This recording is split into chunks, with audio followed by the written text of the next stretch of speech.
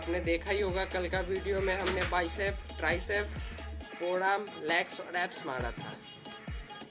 तो मैंने एक शेड्यूल बनाया है, वो मैं इस वीडियो में डाल दूंगा, आप लोग ज़रूर देख लीजिएगा वो शेड्यूल।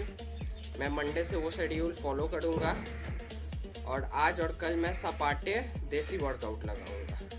तो आप मेरे वीडियो में ऐसे ही बने रहिए। जय श्री राम।